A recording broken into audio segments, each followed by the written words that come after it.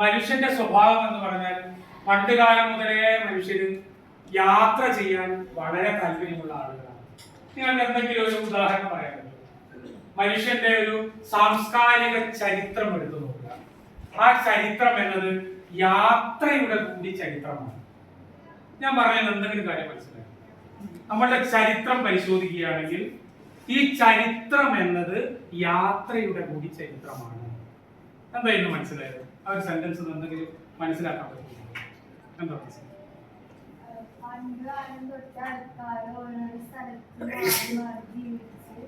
എല്ലാ സ്ഥലത്തും ജീവിച്ചു സ്ഥലം മാറി മാറി യാത്ര ചെയ്തു. എന്തെങ്കിലും ഒരു ഉദാഹരണം പറയാൻ പറ്റും? പഞ്ചായത്ത് സിവിലൈസേഷൻസ് ആരോ ഒരാൾ യാത്ര ചെയ്തിട്ട് നമ്മൾ ഇവിടെ എത്തിയിട്ടുണ്ടല്ലോ. വളരെ കാലങ്ങൾക്ക് 15-ാം നൂറ്റാണ്ടിലോ മറ്റോ ആരോ യാത്ര ചെയ്ത് ഇവിടെ എത്തിയിട്ടുണ്ട്. ഏതെങ്കിലും പോർച്ചുഗീസുകാരോ അങ്ങനെ ആരെങ്കിലും വന്നിട്ടുണ്ടോ? അലക്സാണ്ടർ ആണോ? കേരളത്തിൽ വന്നിറങ്ങിയ ഡച്ചുകാരോ പോർച്ചുഗീസുകാരോ ആരെങ്കിലും? വാസ്കോ ഡ ഗാമ വന്നിട്ടുണ്ട് അല്ലേ? എന്തിനാണ് അദ്ദേഹം വന്നത്? അദ്ദേഹം വിനോദയാത്രയ്ക്ക് വേണ്ടിയാണോ വന്നത്? അല്ല. എന്തിനാണ്? അതായത് എന്താണ് പറഞ്ഞോളൂ.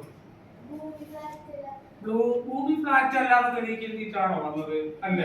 അദ്ദേഹം വ്യാപാരത്തിന് വേണ്ടിയാണ് വന്നത് അല്ലെ? കച്ചവടം നടത്താൻ വേണ്ടിയാണ് അദ്ദേഹം വന്നിട്ടുള്ളത്.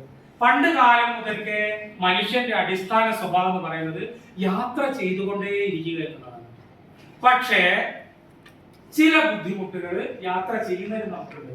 മറ്റു രാജ്യങ്ങളിലേക്ക് യാത്ര ചെയ്യണമെങ്കിൽ നമുക്ക് അങ്ങനെ യാത്ര ചെയ്യാൻ പറ്റുമോ? നേപ്പാളിലേക്ക് നമുക്ക് പോകാം, ഭൂട്ടാനിലേക്ക് നമുക്ക് സ്വതന്ത്രമായിട്ട് പോകാം. പക്ഷേ യുഎസിലേക്കോ യുകെയിലേക്കോ അങ്ങനെ യാത്ര ചെയ്യാൻ പറ്റുമോ? എന്തുകൊണ്ട് പറ്റുന്നില്ല? അന്യരാജ്യങ്ങളിലേക്ക് പോകുമ്പോൾ പല നിയമങ്ങളുമുണ്ട്, പാസ്പോർട്ട് വേണം, ഇങ്ങനെ പല സംഗതികളുമാണ്. പക്ഷേ എങ്കിലും യാത്ര ചെയ്യാനുള്ള മനുഷ്യന്റെ ആഗ്രഹം എന്ന് പറയുന്നത് എന്നും അവനോടൊപ്പം ഉണ്ടായിരുന്നു. അങ്ങനെ യാത്ര ചെയ്യുന്ന ആളുകൾ അവരുടെ അനുഭവങ്ങൾ അതിമനോഹരമായി എഴുതി വെച്ചിട്ടുണ്ട്. ഇങ്ങനെ ഒരു സാഹിത്യ വിഭാഗം തന്നെ മലയാളത്തിലുണ്ടായിരുന്നു. യാത്രയുമായി ബന്ധപ്പെട്ട് മലയാളത്തിൽ ഒരു സാഹിത്യ വിഭാഗം തന്നെ ഉണ്ടായിട്ടുണ്ട്. എന്താണത്? അതിന്റെ പേരെന്താണ്? യാത്രാ വിവരണ സാഹിത്യം. നല്ല യാത്രാ വിവരണങ്ങൾ മലയാളത്തിൽ ഉണ്ടായിട്ടില്ലേ? ഏതെങ്കിലും ഒരാളെ പേര് പറയാൻ പറ്റുമോ? എസ്.കെ. പൊറ്റക്കാട്. Very good. പിന്നെ എസ്.കെ. പൊറ്റക്കാടിനെ നമ്മൾ കേട്ടിട്ടുണ്ടോ? അല്ലേ? ഒരാരെങ്കിലും കേട്ടിട്ടുണ്ടോ? ജോർജ് ഓണക്കൂർ എന്ന പേര് കേട്ടിട്ടുണ്ടോ? വേറെ ഏതെങ്കിലും പേര്? ഇവിടെ നമുക്ക് എസ്.കെ. പൊറ്റക്കാട് തന്നെ മതി. എസ്.കെ. പൊറ്റക്കാടിന്റെ ഏതെങ്കിലും ഒരു യാത്രാ വിവരണത്തിന്റെ പേര്, ഏതെങ്കിലും ഒരു യാത്ര ആരെങ്കിലും വായിച്ചിട്ടുണ്ടോ? കാരണം നിങ്ങൾ നന്നായി വായിക്കുന്നവരാണ് എനിക്കറിയാം. കാപ്പിരികളുടെ നാട്ടിൽ അല്ലേ? നമ്മൾ ആ ഒരു പുസ്തകം വായിക്കുമ്പോൾ നമ്മുടെ മനസ്സിലേക്ക് അവരുടെ സംസ്കാരം ഓടിയെത്തി. അവരൊരു ശിക്ഷാവിധിയെ കുറിച്ച് പറയുന്നുണ്ട്. കാപ്പിരികൾ സംസാരിക്കുന്നത് സ്വാഹിലി ഭാഷയിലാണ്. ഏതാണ്? സ്വാഹിലി ഭാഷ. അവർ ചിരിക്കുന്നതിനും ഒരു പ്രത്യേകതയുണ്ട്. നമ്മളെങ്ങനെ ചിരിക്കുക? അല്ലെ, സ്വാഭാവികമായി ചിരിക്കും. കാപ്പിരികൾ ചിരിച്ചു കഴിഞ്ഞാൽ നമുക്ക് ചിലപ്പോൾ അടിക്കാൻ പറ്റും. അതിൽ അദ്ദേഹം പ്രത്യേകം എടുത്തു പറയുന്നുണ്ട്, അവരുടെ ചിരിയുടെ രീതി കേട്ടാൽ നമ്മളെ ടീസ് ചെയ്യുകയാണോ, നമ്മളെ പരിഹസിക്കുകയാണോ എന്ന് നമുക്കിങ്ങനെ അറിയാതെ തോന്നിപ്പോകും. അവിടുത്തെ ശിക്ഷാ നടപടികളെ കുറിച്ച് പറയുന്നുണ്ട്. ഒരു ചെറിയ കുട്ടി, 7ാം ക്ലാസ് പഠിക്കുന്ന ഒരു കുട്ടി ഒരു വികൃതി കാണിച്ചു. എന്താ ശിക്ഷ എന്ന് പറയുന്നത്? അച്ഛനും അമ്മയും കൂടി പിടിച്ചു കൊണ്ടുപോയിട്ട് വലിയ ഒരു ഉരുളിലിട്ടിട്ട് ആ കുട്ടിയുടെ കാല് കുത്തി ചതയ്ക്കുന്നത് പറഞ്ഞു. പിന്നെ ആ കുട്ടി ഒരിക്കലും ആ തെറ്റ് ആവർത്തിക്കുകയില്ല. അപ്പൊ നമ്മൾ ആ ഒരു കൃതി വായിക്കുമ്പോൾ അവിടുത്തെ അനുഭവങ്ങളിലൂടെ നമ്മളിങ്ങനെ കടന്നു പോകും.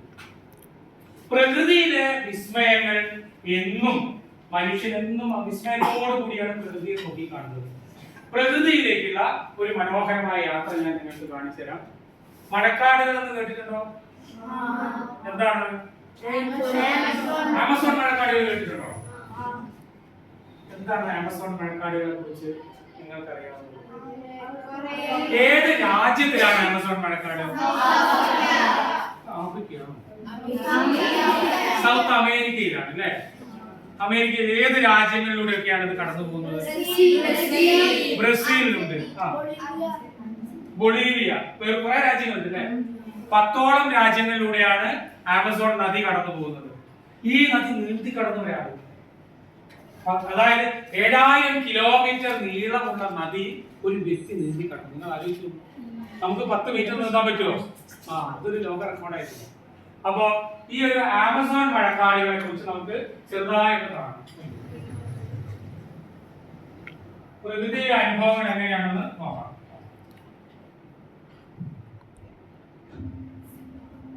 ചെറിയൊരു വീഡിയോ ആണ്. Amazon rain forest.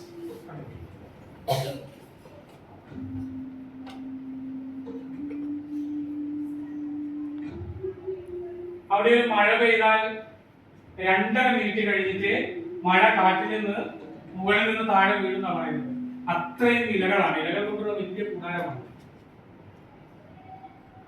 ആമസോൺ മഴക്കാടുകളുടെ വലിപ്പം എന്നത് 2 ഇന്ത്യ മഹാരാജ്യങ്ങളുടെ വലിപ്പമാണ്. 2 ഇന്ത്യ ചേർന്നാലാണ് ആമസോൺ മഴക്കാടിന്റെ വലിപ്പം വരുന്നത്. 55 ലക്ഷം ചതുരശ്ര അടി വിസ്തീർണമുണ്ട്. ഏതാണ്ട് 30,000-ൽ പര സ്പീഷീസുകളുണ്ട്.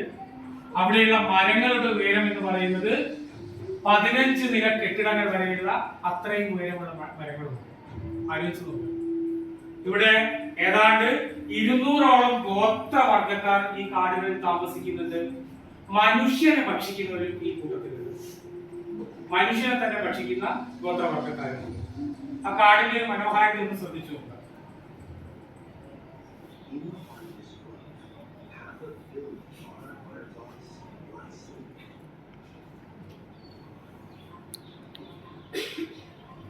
ഇതൊരു പക്ഷിയാണെന്ന് തോന്നും അല്ലെ? പക്ഷിയാണോ അത്? അല്ല. എന്താണത്? ഒരു ഡ്രോണാണ്. ഡ്രോണിനെ പറത്തി വിടുകയാണ്. ഇലകളൊക്കെ ഉണങ്ങി കരിഞ്ഞ് കിടക്കുന്നുണ്ട്. അങ്ങനെ ഒരു സാധ്യത ഉണ്ടോ? മഴക്കാട്ടിൽ ഇലകൾ ഉണങ്ങി കരിഞ്ഞ് കിടക്കുമോ? ഇല്ല. അതാണ് നിറയെ പൂമ്പാറ്റകളാണ്. ഇത്ര മനോഹരമായ ഒരു പ്രദേശം നമ്മുടെ 100 കിലോമീറ്റർ ഉള്ളിലുണ്ട്. ഏതാണെന്നറിയോ? നമ്മുടെ നവോദയയിൽ നിന്ന് തൊട്ടടുത്ത ഒരു പ്രദേശത്ത് ഇവിടെ. ഇലകൾക്ക് പകരം പൂമ്പാറ്റകളാണെന്നറിയാം. എത്ര മനോഹരമായ കാഴ്ചയാണെന്ന് നോക്കൂ.